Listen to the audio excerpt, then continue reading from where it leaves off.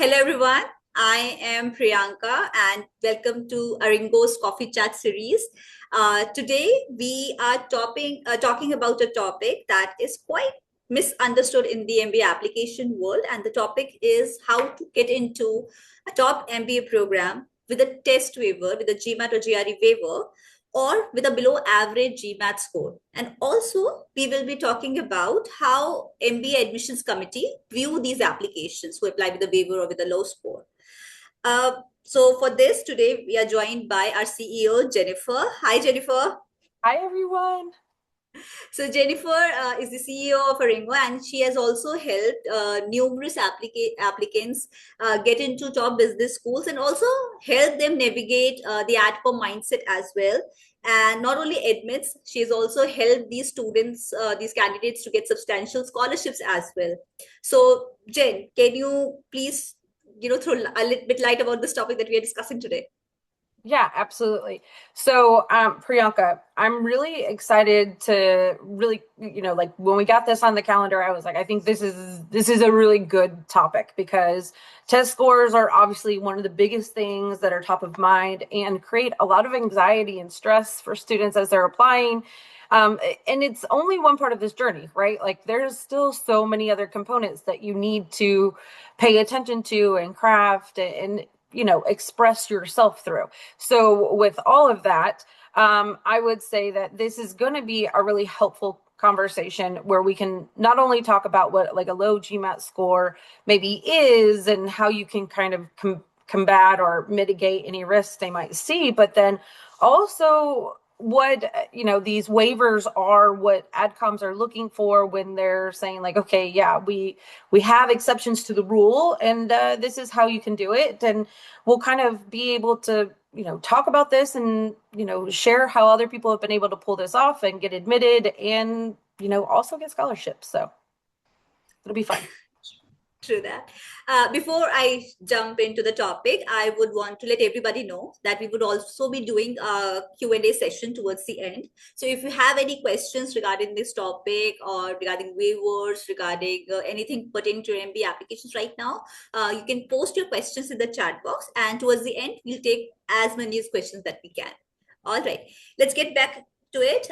So Jenifer, we hear a lot of this term thrown out a lot these days, like GMAT, GRE waivers that schools have been giving us, and we have seen this a very common thing from last few application cycles. So can you help us understand first what exactly a GMAT, GRE waiver is, and actually what admissions committee are looking into the candidates when they request for such waivers? Yeah, so I would say that it's the starting point, right? So a waiver isn't really just like a free pass or a sign that a school has lowered its academic standards, right? It's just saying that, they're willing to evaluate other types of academic evidence that you can see throughout the entire process so that they can say like, okay, we are willing to take another perspective and look at your profile beyond just standardized test scores. So you want to remember that the main reason that an MBA program is really going to ask you for a GMAT or GRE or any sort of exam is because they want to make sure that you can handle the quantitative curriculum without struggling. And I mean, this is a big topic because, schools over the past 5 years have really gone very heavy on data analytics and decision making based on this data. So yes, there's this still the core component of accounting and finance, but then there's also like, how can you handle the data and make these decisions? And they want to make sure that you're not going to struggle. So when you're applying for the waiver, you have to really just like prove that you have the same analytical and quantitative competitiveness, and you want to be able to show other evidence of this, like a strong undergrad GPA, maybe you work in a quantitative field, you have some professional certifications, maybe like the CPA or CFA or chartered accountancy, or you have a career track record where you've been really heavy on the data side. And so this is what they're looking for, is this evidence that they can see and also that they can bring to the admissions table. So like, let's say you have a fantastic profile, but when they bring it to the table and there's faculty members sitting there with, helping make decisions about who gets admitted and who doesn't, like they're going to say like, okay, but they don't have a GMAT score. Like, how do you know? And they need to be able to give that proof. And for you, it's on you to give them the proof to fight the fight for you at the admissions table. So that's really what we're kind of jumping into here with this waiver. Or even like low GMAT, right? Priyanka, it's same, like whether it's a waiver or a low GMAT, like you still need the same kind of proof. Right. So I'm guessing that is what the key is. What you are saying is that it is not a free pass, as you've mentioned.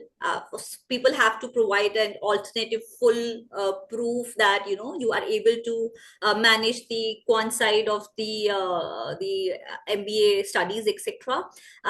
But can you also tell us that since people applying for waiver here, who actually should apply for it? So can you categorize? And also when you do that, please also let us know who should actually not apply for it. If the waiver can actually hurt their chances rather than helping them in any way. Yeah, so this is also a great question because sometimes people ask me and I would say maybe a waiver isn't a great idea, or they're like, but I have a GMAT score, I really want to use it, and you're like, I understand how much work you put into this, but it's not going to help your profile. So let's do this. So when it helps somebody is if the rest of the profile is already there and answers these questions and shows the evidence and it's loud and clear to the AdCom. So if you have a degree in engineering, finance, and or economics, it doesn't have to be both, with a strong GPA, then or if you like hold a job like where you're doing financial modeling or some sort of quantitative review on a daily basis, like maybe you're an analyst, whatever it might be, then the waiver can serve you well because then it can, just fill in the blank for what an AdCom needs and be able to stand alone. It could backfire if you already have another weakness or two weaknesses now, not a GMAT score and something else kind of going on. Like, let's say if you have a low CGPA in your undergrad, or you come from a non-quantitative background from like humanities, fine arts. I have a degree in communications. There's not very much math involved in that.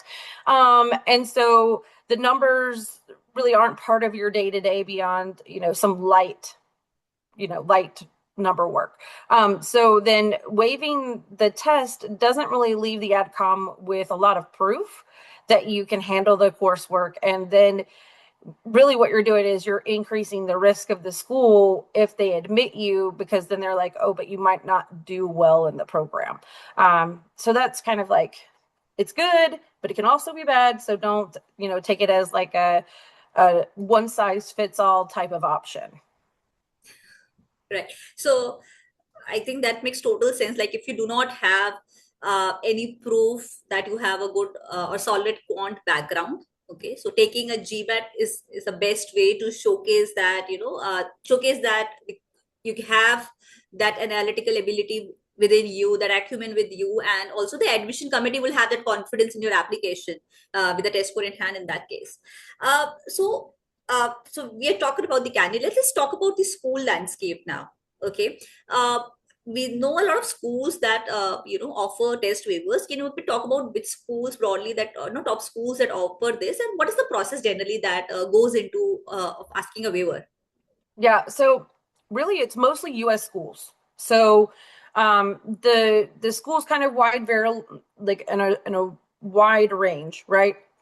So we have top programs like maybe like Cornell, Johnson, Darden, NYU Stern, but then we also, like Indiana Kelly, like kind of rounding out that top 20, but then maybe we even schools that are like at the top 50 that maybe still require the GMAT. So, don't make a blind assumption that like, oh, if they're below the top 20, they're not really going to require the GMAT, because some of them do.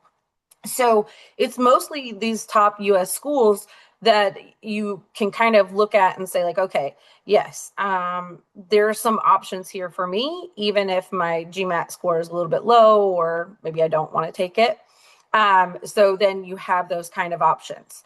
Now, I would say, like, we didn't mention Tuck here, and I know that Priyanka has like a list that we have, like a kind of like a GMAT waiver tracker that we have on our site, and so she'll be able to post that for us as well. Yeah, I'll just do that. Awesome. Yes. And then the other thing I would say about these waivers is that, like, every school is a little bit different in the way that they ask you to do them. Some ask you to complete the waiver before you even submit an application. Some of them have you submit the waiver request as part of the application. So everything's a little bit differently, or everything's a little bit different. So just make sure that you read the instructions and follow them before you kind of say, like, okay, I'm going to do it at all these schools. And then you find out, like, oh, the waiver deadline was like August 20th and I missed the date. So keep that all in mind. Thanks. I mean, that's a very, very important point that, all schools, first, they do not have waivers. Some of them have and some of them don't. Every school have different conditions of, some have an extra essay, I guess. Some have, you have to request the waiver beforehand. That is not on the application deadline day. It needs to be, requested beforehand. So every school is different. And for everybody's to help everyone, I have also posted the Aringo's page where we have all these details of which schools offer waivers, and in general what is their process of requesting one. So you can have a look at that and make it, maybe pin it to your web browser. Okay. So Jen, I think candidates would relate more if you can also give us some examples, like, because GMAT waiver has been, as I mentioned, been there since last few application cycles, and we have had students who had applied to waiver in past year as well. So, can you help us with some cases, success stories, maybe that candidates that have worked with Aringo and have got into top schools? Can you give a bit idea about that as well? Yeah. So, and I will say, like, there's been lots of stories. So I don't want to be like, oh, this is the only one, but this is really kind of one of those favorite ones for me.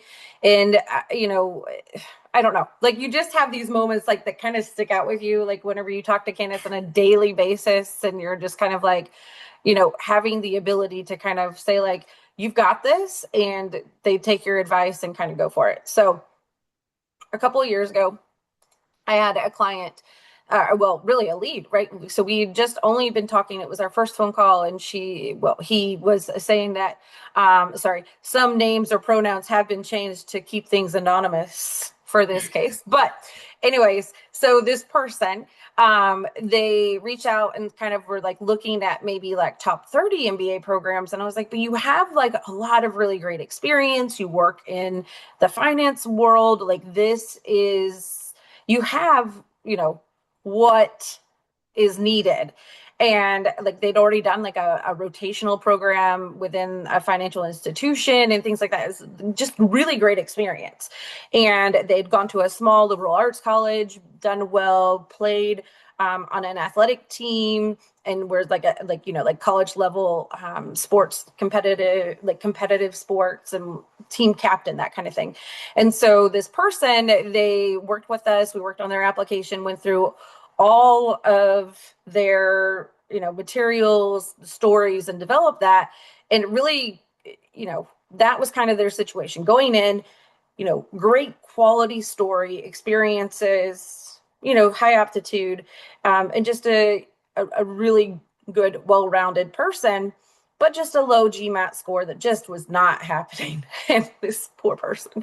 Anyways, so what we did is, working with the team, we kind of figured out, like, how can we position the strong academic record alongside this daily quant work, to be able to show, like, okay, managing metrics, working with clients, working with, across the different teams, and like a cross-functional person.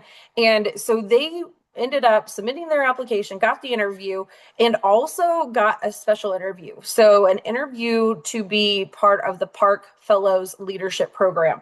And so, if you're not familiar with Cornell, but they do have the ability for you to apply through the Park Fellows Program, and that ends up being a full ride. And so it was, it was kind of like a Hail Mary. It was like, why not submit the Park Fellows application, and see what happens. And then she got the call for this special interview with the Park Fellows, and it was like, oh my gosh, like, this can happen. And so they got admitted and got the Park Fellowship and got a full ride to Cornell with a GMAT waiver, strong, academic, strong leadership. So these other components have to be there. But it was this really awesome moment of like, wow, this is cool. So that's one of my favorite stories to share, Priyanka.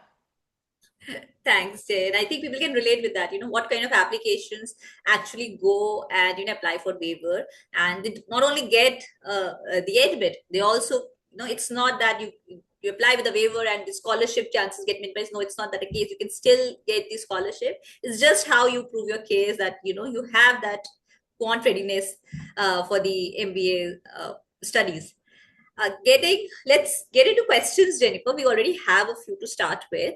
Let me take the first question. It's from Navid. Hi, Navid.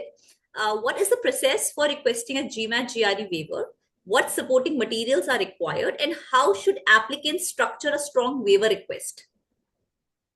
Great question. So again, like this varies from one school to the next. I've pinned the link to the top of the chat for this session. So you can dive into each one of the schools, but essentially most of these schools are going to ask you to submit some sort of essay, and it doesn't need to be like, oh, I love this school. It's more of like, here are my qualifications and how I can handle the rigor of the program. So they're going to have some sort of essay of like, okay, so tell us why we should consider you for the waiver and what evidence do you have to support your readiness. And so that's kind of the separate application process. And then, it'll go along with your typical resume and your transcripts from your schools. And then if you have any certifications, right? Like, so all of that can be submitted through the application portal. And some schools, again, like it's all very different, but some schools will have almost like a separate version of what you do first. And you kind of go into sub application. And then some of them will say, include this all with your full application with letters of recommendation, everything by the deadline, and then we'll review it. So those are the main components that you're going to be looking for. Okay. Jennifer, I missed one part of the session as well. I also want to discuss about the mistakes that applicants do, when they apply for a waiver. So there's something, one should not do when they request for a waiver. I want to discuss that as well. Yeah. So, and I'm glad that you brought that up because it was like, oh yeah, I thought we had something else we wanted to chat about. So, okay. So we don't want to treat a GMAT waiver as an afterthought. Like, even if it was this like moment of like, hey, like application dates are like in September and we need to have our exam score by like mid-August, but the score just doesn't make it. Like, even though it might technically be an afterthought or an idea for you, you don't want the AdCom to think that. So you want to make sure that you put the time into a well thought out waiver application. And you don't want to hide behind the waiver when like maybe like if your CGPA is like maybe like a 2.8 and you have the non-quant major, applying for the waiver can be an error on your part, right? Like you may, like even if you have a lower GMAT or GRE score, it can make up for a lower GPA. So again, it's not a one size fits all kind of band-aid. It's, let's look at your profile and decide what's going to be better. Maybe a slightly lower GMAT or GRE score, or applying with, a waiver with a lower CGPA. And then the other thing would be, if you just kind of think like, oh, I'm just going to submit this and it's going to be easy. Well, no, you need to like put some work into actually finding ways to highlight your analytical and quantitative impact that you've made on a daily basis. And so for you, your resume be a bit more technical than the typical MBA resume because you want to be able to demonstrate those skills. So, again, like things can be a little bit different for everyone, but it just depends on what's missing that we really need to prove to the AdCom for them to see that you're going to be a good fit. Thanks, and thanks for breaking us down that what can go wrong. if you don't apply a waiver with sincerity, and what needs to be taken care of. Coming back to the questions again, and also you can while you keep posting your question, also understand that if you want also have Jen assess your eligibility for waiver. If you're not sure if you are the right person who should ask for waiver, etc., you can also get a profile evaluation done with Jenifer. Jenifer, okay, if you can please post your Calendly link here as well, Yeah. so you can schedule a session. It's a free profile evaluation, and she can assess your eligibility and help you and guide you whether a waiver is the right route for you, and if it is, how ARINGO can support you. Okay, coming back to the questions, we have the next question from Monali. Hi, Monali. What defines as low GPA when it comes to GMAT waiver, below 4 or something else? Oh, I'm so sorry. I didn't hear the question because I was focusing on this. Okay, so tell me, what was the question again? I'm so sorry. I'll just repeat, Jane. So Monali here is asking that what defines a low GPA when it comes to GMAT waiver? Is it below 4 or is it something else? Is there some particular number that you should know it's a low GPA now? Yeah, so one way to do this is look at the average class profile GPA, right? Like at the schools that you're looking to apply to. And if your GPA is lower, then, we got that. But like below 4.0 is not bad. So don't get confused that like, oh my gosh, I have to have a perfect GPA. So what I would say is, man, GPAs are hard, right? Like every institution is different, every country is different. So if you were like in the top 15 to 20% of your class, I would say that you're in a pretty good spot. If you fall below that, it can be questionable. It just depends on what the actual GPA numbers were. And again, compared to what the class average is for for the schools on your list, then I would take that all into account and decide like, okay, like I have a bit of a lower GPA. Not just as in compared to the class profile, but also in like whenever you kind of equalize everything to what I have to offer and the rigor of my program, right? So like if you have, maybe like a 3.5 or a 3.3 in a computer science quant program, it's a little bit different from somebody like me with a 3.3 in a communications degree. So, I wouldn't say that that's going to be a problem. I would say like it's a kind of like a special case. So we can always kind of chat offline, or you can email me your profile and we can kind of talk about it specifically as well. Yes, it's true for I think a lot of I assume Monali is from India. I can understand, in India, different institutes, different courses for that matter, have different kind of marking, and percentile is the right way. You would know, where did you stand in your class ranking, etc. And as Jenifer said, if you are up till top 20 percentile, 15 to 20 percentile, you're still at a good place. Okay, and schools understand these things as well. Coming to the next question we have from Harshal. Hi, Harshal. Is it possible that someone with a GMAT score will have more chances of scholarship than someone with a waiver? Very good question, Harshal.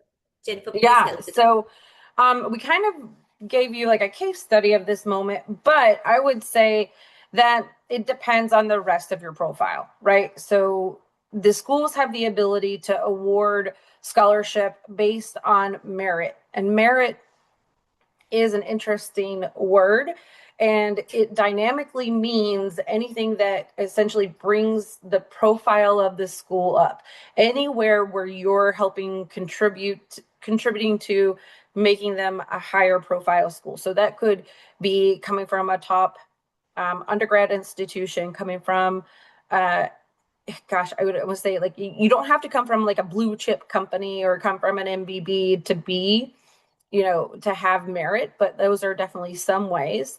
Maybe even family business. It's any way that kind of like enriches the fabric or some sort of depth that the program is offering. So sometimes that can even be coming from a different country. So, it's not black and white that it's only GPA that kind of is merit, because merit can be all the other things, including like leadership skills.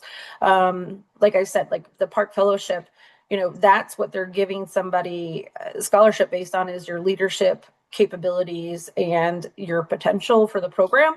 So it's not just GPA or GMAT, it's also that. Now, GMAT tends to be one of the I say easy, and that's not the right word, but it tends to be one of the clearer ways that you can, like make yourself more competitive for scholarship, right? Is like, if you're above their GMAT average, then you're going to help with pulling the average up to make them go higher for rankings.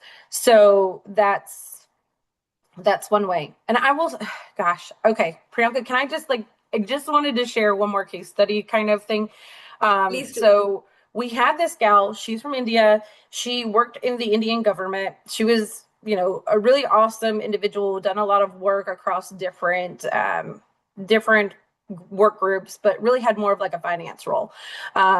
She had a GRE of a 317, and she wanted to apply to INSEAD. INSEAD was like her number one place.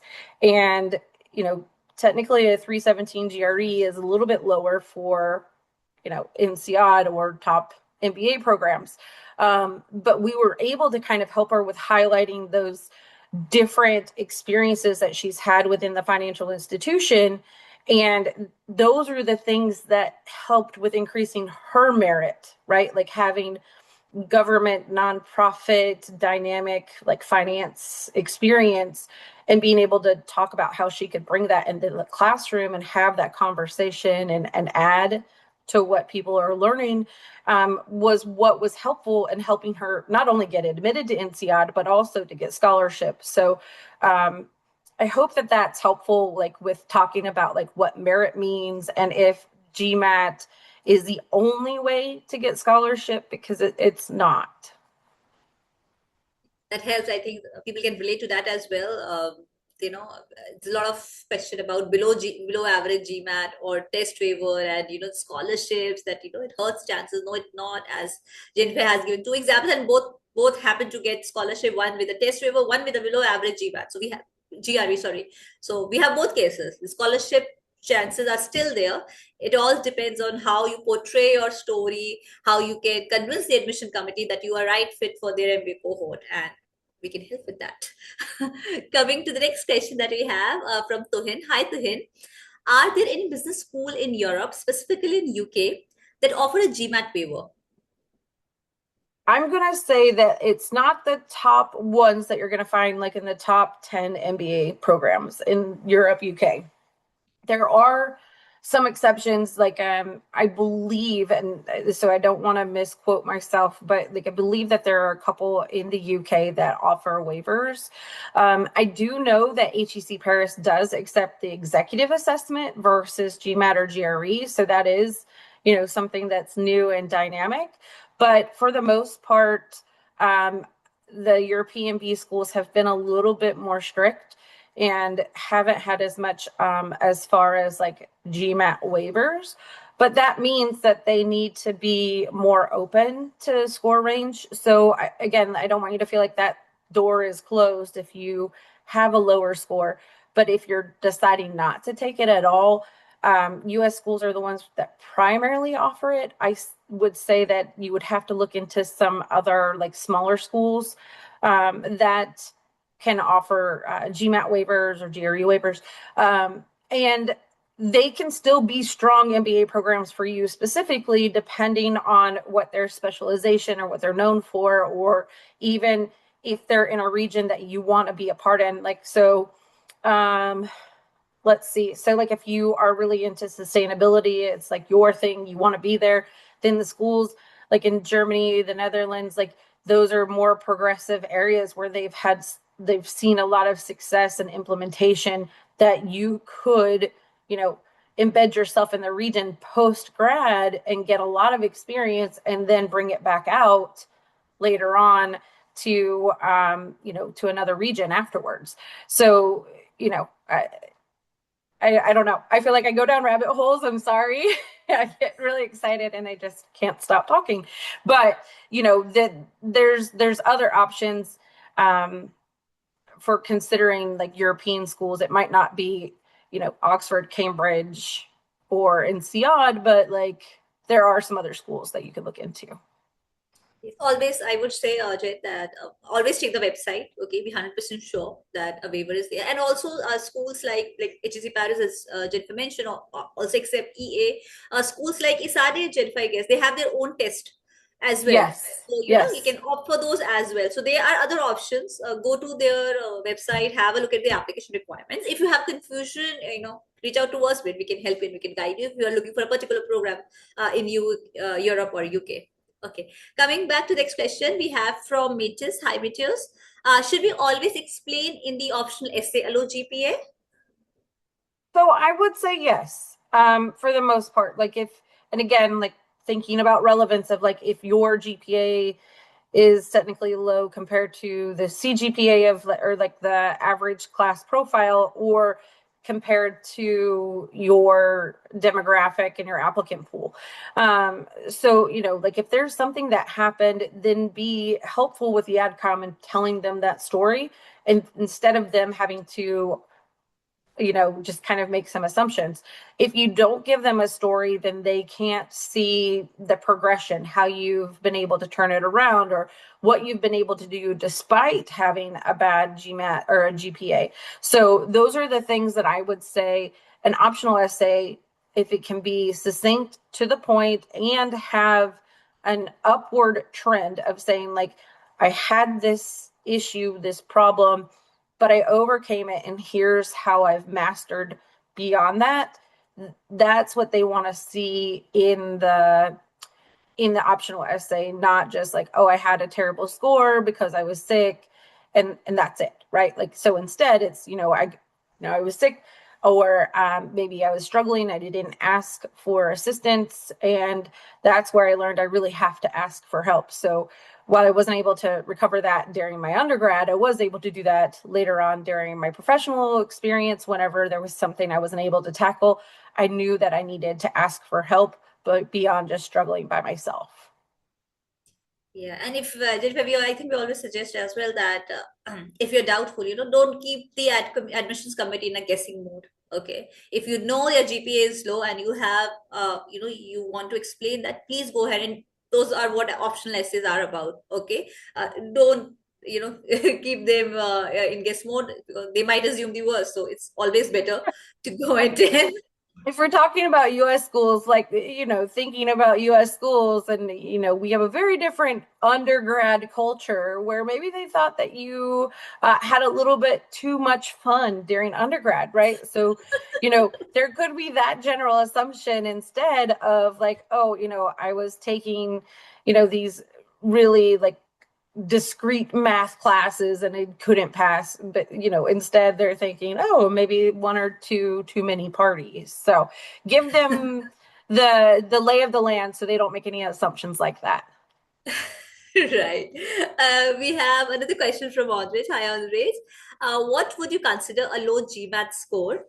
I scored 615, being in the 76th percentile, with a quant score within the 75th percentile, and I'm considering a retake. So, what do you recommend, Jen, here? So the biggest part of this is to compare it to the class profiles of the schools that you're applying to. There may be, depending on, your applicant pool that you're part of, there may be an additional layer of, assumed layer of needing to have like a little bit higher to beat out to the other people who have the very similar profiles. So I would say, like, look at that. So with a 615, when we start to compare that to the old GMAT range, which some schools still list their average GMAT score in the old GMAT versus GMAT focus. So like a 615 is closer to, is it like a 680, I believe? Yeah, my math might be 100%. My range point is, if it's like a 645 is closer to like a 700. So maybe, a little bit low, that is probably closer to like the 680 mark. And so with that, that's a little bit lower than most top MBA programs, but could still be within range, especially for your PMB schools. But again, like think about like, are you coming from under I'm not 100% sure where you're from, but like if you're not coming from India, the US, or the US, you could have a unique profile that could really be something that stands out and can make up for maybe a little bit lower GMAT score for them. Okay. And you also the question, but where can I find statistics? I couldn't find anything for European B schools. I can help answer him, Jen here. So, Andrej, Yeah. best way is to look at class profile for any school that you're looking for. Just you can write class profile of that school, and in a Google search you might get it. It can be somewhere in the frequently asked questions section of the applications and admissions sections as well. So that's the best place to know, and you can also find them, I guess, in the some FT rankings, etc. They also post such details. So those are the different ways that you can find about school status. But the best way is to go to the school website and look for it. Okay. Yeah. Next question. Sorry, you have Oh, something. sorry. So the other thing that like I would say is that other people have done some deep research, and so you could find this potentially also on like GMAT Club or even Reddit. So again, like that Google search may lead you to one of those forums, and some people have already done this research, right? So you can kind of, dig into the school that you're specifically looking for, and find that information, because somebody else likely has already done that data, since there's so many people are applying to these MBA programs. Right. Next question we have from MG. Hi, MG. Does experience greater than 5 years play a role, especially in fintech? And with a score of 615, is that any better? Okay. Yeah. So 5 years is well within range of a typical full-time MBA program. And now, and we haven't talked about these very much, but there's also specialty programs that could be like, if you're really interested in fintech and want to kind of continue on this journey in fintech, then you could also consider the tech MBA programs, which are primarily going to be NYU Tech MBA, Cornell Tech, MBAI at Kellogg, as well as, it's one of the schools in Spain. I believe it's ESA, but it might be ESADE. Priyanka, man. But we'll figure that part out, and I can help you if that's something you're interested in. But there's definitely some schools that are specializing in fintech, and because they're a specialized program, they can take a bigger range of scores and be more specific or more discerning about the experience you have, and give you more credit for that versus maybe a GMAT score. So some of those schools actually are test optional, which means you don't even have to fill out a waiver. It's just part of, you either don't do or don't submit a score, and it doesn't hurt you. So I would look into those programs specifically. But 5 years, most traditional full-time MBAs program or MBA programs are looking for you to have, at the time of start of program, at least 3 years of work experience completed. And then they can go up to about 8 years. That's about that nice, safe range. And then when you go to either side of the bell curve is when you start to say, like, okay, now I need to give them more reason and give them some more explanation as to why I'm a good fit. So MJ has mentioned that he is interested in those programs. So I would recommend you get a profile evaluation done so that Jen can see your profile specifically, that what kind of professional experience you have, and what schools would be a good fit, and you can take it from there. All right, we have next question from Monali. What about someone having experience more than 10 years in non-profit sector but looking to pivot the career? Yeah, so very interesting, right? That's a different background that you get to add to the classroom experience. So in my mind, I'm thinking of like give and take of like, okay, so like if somebody's like, if this is our like benchmark line, somebody has more years of work experience, where can we create, or well, I guess technically that would move it down a little bit because it's, above what the average is. What can we do to bring that up? And I think you really want to leverage that experience in the nonprofit. Anything that would be, specific to you, the industry, whatever that area is, and then give them strong reasons as to why you need the MBA, right? Like to translate that into, working in a for-profit or just even working in industry, right? You don't have to say for-profit, but being able to make that move. And that's why you need the MBA, because, I think what I would say is that what you've seen a lot likely is that in the nonprofit world, it's led a lot with passion, less with business decisions. And that's the experience you want to be able to get sometimes. And, that's what the MBA can provide. In return, you have these experiences of working with a specific background or different dynamic that can help them provide a different perspective in the classroom. And so that's what I would kind of do to kind of make your profile stand out more and be more interesting than just your, years of work experience. Yes, and you did mention that she likes to balance profit and non-profit in business. So, Monali, a very specific, very profile-specific question that you have, and it's difficult to generalize it as well. So, I would recommend that get a call done with Jenifer and share your CV. Okay, ask all consolidate queries, and you can address that to her, and she will then guide you that whether with 10 years of experience, what kind of programs you should choose, and and what are your career goals. It's mentioned that you want to pivot as well. So what school and what kind of MBA program would suit you best? Yeah. Jenifer, I also, sorry, you have something to add Yeah, on? I know, Priyanka, I'm sorry. I just can't stop myself. But in the same way that we were talking about those tech MBAs and they're like kind of like specialties, there's also senior MBA programs that are well crafted for candidates that have, above 8 years of work experience, and that's their target audience. There's kind of two different tiers of them. So the schools that have these are Stanford MSX, MIT Sloan Fellows Program, and the LBS Sloan Fellows Program. Those programs are obviously with top programs across the country, but they are also a stronger mix of people that are self-sponsored or sponsored by a company, or maybe come from like family business and aren't always looking. There's a very small percentage of students that are actually looking for a job in those programs.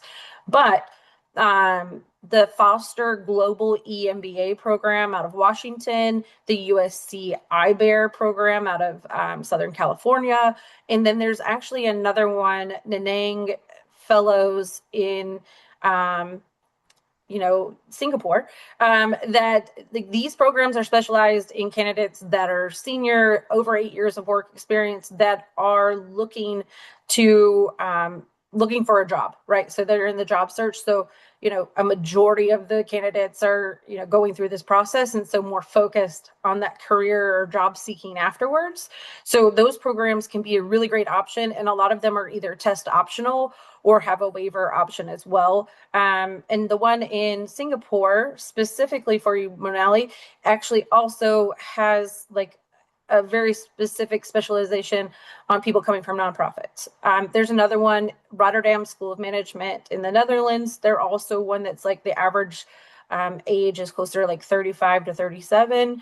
So, again, just another little caveat that these schools are exceptions to the rules and can be like a really great fit, and also maybe aren't as reliant on GMAT GRE scores as well. Thanks, Jen. I think Monali, this should help. A lot of programs available for the for the kind of industry you're already in, and she's also with school. Jennifer, we were talking about in Singapore. She's asking in specific. I believe it's called the Nanang Fellows. Okay. At school. It's either in US or NTU. I'm sorry. I have to remember it, but you can always email me and I'll send you the information. Yes, well, you can just send one-on-one to Jenifer, and she can guide you and maybe share the link, etc., for the program that she's talking about. Jenifer, I also want to address one question as well. I was seeing a lot in the registration forms that we had. So they were like the candidates who have a low score, okay, but they're willing to retake the exam as well, but they're confused that whether they should apply in round one because they're international applicants, or with a waiver, or should take a retake and apply with a stronger score if they get for round two, or maybe split their applications, maybe apply for few with a waiver, kind of in a situation. Can you help that? What is the right way to approach these cases? Yeah, so good question. So if you have a school that you absolutely want to get into, it's your top list or top schools, it can be a couple, and you think I have room on the exam and I know that I can do better, like I know where I went wrong, then maybe it's worth pushing to round two. And I I hesitate to say like move to round two, it'll be fine. But there's like a delicate balance here, right? Like, so technically round one is, not a ton more competitive than round two. They admit about the same amount of people, but I will say that they're willing to take bigger risks in round one than they are in round two and round three, because round one, they're really trying to fill the seats and they have a lot more time to make up for a lower GMAT GRE score. So that's, your kind of opportunity. I would say if you felt like you really had to submit your application during round one, you could put it in your optional essay. You can say, I don't feel that my GMAT score, represents what I'm capable of. I have another exam scheduled for, whatever, September 20th, whatever it might be. Now, if you do something like that, you need to follow through and you have to do what you say, or else they'll throw out the, like put you in the no pile, right? Like if you don't follow through on what you said, then you kind of just made them false promises and they saw what you mean or what would happen. So again, that's one option. And that would also give them the ability for them to say, maybe we could put her profile to the side and say, this is somebody who has high quality, high potential for, being a good fit, but the GMAT score is too low. If we put them on the wait list, maybe they will be able to increase the score and get the admit afterwards. So it's a little give and take. We'll never know which one was the best option. Like I wish I had like the crystal ball that could tell you like, yeah, this is absolutely the right way. But if you're like, this is the school, you're convinced, you have a really compelling application and story, and you're like, I absolutely want to apply to this school and it be my number one choice, then use that optional essay to tell them like, hey, I'm either willing to retake it or I am retaking it, and give them some ideas of when that score could be available. And then, they have the ability to put you on a wait list. And yeah, does that help, Priyanka? Yes, it does. And I think again, it cannot be generalized as you mentioned. It's very, there's no straight answer to it. So very profile specific question again, it can be. And any one of you who have attended the session are in this dilemma, again, reach out to Jane and she can guide you. Which round should you apply? Do you need to split applications, etc.? And you can plan your applications then. So, Ajay, I think that wraps up our session. And thank you so much for sharing your insights. I hope it has helped the candidates, making their mind how they should go about test waivers, flow score, and their applications. Before we log off, I just wanted to let everybody know about our upcoming next session as well, which is on the how to master shortest MBA applications for quick round one submissions. So there are a lot of applications which are not as long as INSEAD or something. They are our smaller applications as well that you can still, you can try to apply in round one, and Jenny can guide you what are the best ways to, to make those applications successful and what you need to take care of. Jenifer, any last two words of last 2 cents of your judgment on everything? Yeah, I would say that waivers can be a really strong option and give you the ability to apply to top MBA programs. Like, we're not talking about top 100. I mean, some of these are M7, well, not M7. Some of them are Ivy. Let's go that way. Top 20 or top 15 MBA programs that have waivers that you can apply to and be successful to attend one of these amazing programs. So I would say, like, don't sleep on a waiver, but also know if you're qualified to give a waiver, and explore your options. Thanks, Jen. Thank you so much, everyone, for joining us today, and see you in the next session. All Right. right. Bye bye. Bye, everyone. Thanks, Priyanka. Thanks, Jen.